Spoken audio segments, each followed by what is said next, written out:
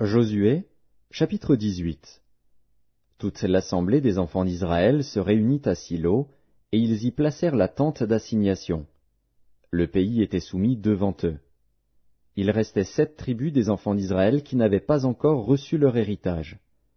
Josué dit aux enfants d'Israël, « Jusque à quand négligerez-vous de prendre possession du pays que l'Éternel, le Dieu de vos pères, vous a donné? Choisissez 3 hommes par tribu, et je les ferai partir. Ils se lèveront, parcourront le pays, traceront un plan en vue du partage, et reviendront auprès de moi. Ils le diviseront en 7 parts. Juda restera dans ses limites au midi, et la maison de Joseph restera dans ses limites au nord. Vous donc, vous tracerez un plan du pays en 7 parts, et vous me l'apporterez ici.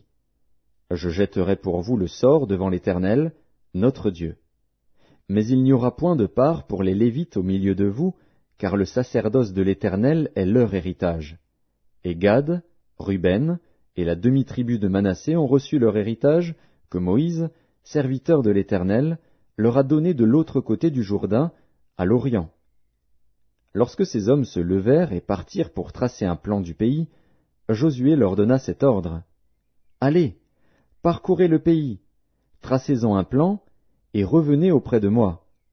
Puis je jetterai pour vous le sort devant l'Éternel, à Silo. » Ces hommes partirent, parcoururent le pays, et en tracèrent d'après les villes un plan en 7 parts, dans un livre. Et ils revinrent auprès de Josué dans le camp à Silo. Josué jeta pour eux le sort à Silo devant l'Éternel, et il fit le partage du pays entre les enfants d'Israël, en donnant à chacun sa portion.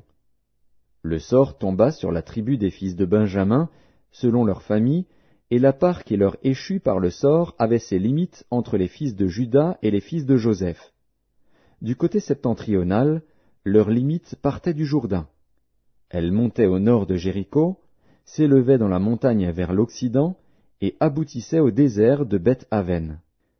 Elle passait de là par Luz, au midi de Luz, qui est Béthel, et elle descendait à Ataroth Adar par-dessus la montagne qui est au midi de Beth-Horon la basse. Du côté occidental, la limite se prolongeait et tournait au midi depuis la montagne qui est vis-à-vis de Beth-Horon. Elle continuait vers le midi et aboutissait à Kirjat-Baal, qui est Kirjat-Jéarim, ville des fils de Juda. C'était le côté occidental. Le côté méridional commençait à l'extrémité de Kirjat-Jéarim. La limite se prolongeait vers l'Occident jusqu'à la source des eaux de Nephtoar. Elle descendait à l'extrémité de la montagne qui est vis-à-vis de la vallée de Beth-Hinnom, dans la vallée des Réphaïm au nord. Elle descendait par la vallée de Hinnom, sur le côté méridional des Jébusiens, jusqu'à En-Rogel. Elle se dirigeait vers le nord à En-Shemesh, puis à Guélilot, qui est vis-à-vis de la montée d'Adumim, et elle descendait à la pierre de Bohan, fils de Ruben.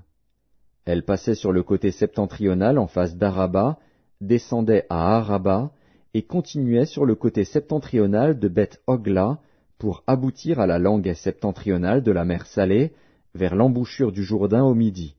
C'était la limite méridionale. Du côté oriental, le Jourdain formait la limite. Tel fut l'héritage des fils de Benjamin, selon leur famille, avec ses limites de tous les côtés. Les villes de la tribu des fils de Benjamin, selon leur famille, étaient Jéricho, Beth-Hogla, Émek-Kétzitz, Beth-Araba, Tsémaraïm, Béthel, Avvim, Para, Ophra, Képhar Ammonaï, Ophni et Géba. 12 villes et leurs villages. Gabaon, Rama, Béhéroth, Mitzpé, Képhira, Motsa, Rékem, Jirpil, Taréala, Tséla, Élef, Jébus, qui est Jérusalem, Gibéat et Kirjat. 14 villes et leurs villages. Tel fut l'héritage des fils de Benjamin, selon leur famille.